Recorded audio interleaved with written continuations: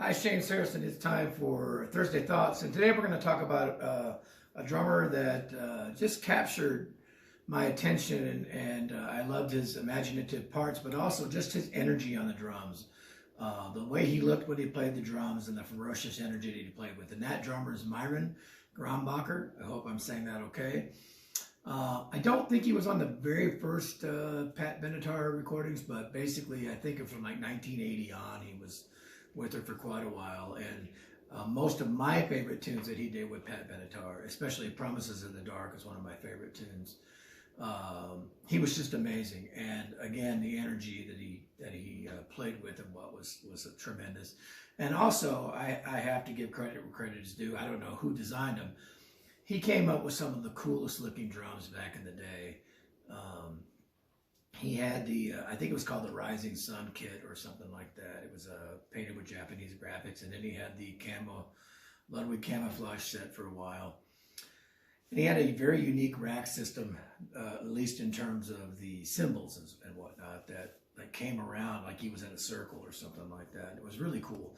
I actually saw him at PAS one year. It was in California, I think, and he lived up to his image in the sense that he had the red hair, he had on a purple shirt, some kind of suspenders, and like silver shiny knickers, and weird socks and tennis shoes and stuff. So he definitely was an individual who stuck out, and probably purposefully, and his playing was the same way. It was just very energetic.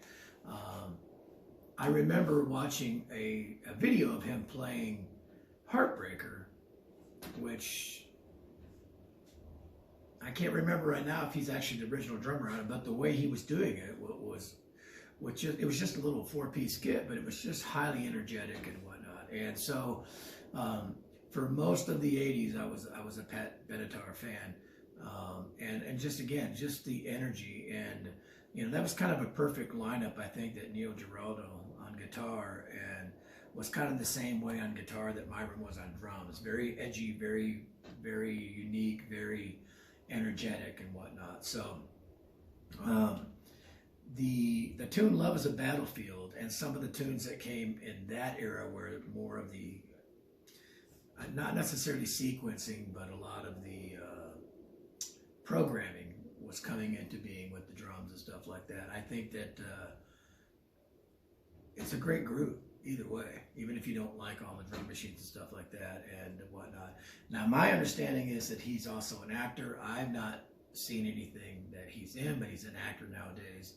I don't know his activity on the drums, but I do know back in the early 80s, he was definitely an influence on me. And again, there's very few drummers that I've ever actually seen that can play with that type of energy and whatnot. And so he definitely captured my attention. It's very short and sweet, but if you haven't watched or listened to Myron Grombacher play with Pat Benatar, go back and look. There's a lot of things on YouTube. A lot of it will be more recent and won't be Myron Grombacher on drums, but if you can find him and type his name and watch him drum, it's well worth the effort to do it. So dogs are going a little ballistic on me over here. So anyway, definitely a favorite of mine, Myron Grombacher. Check him out.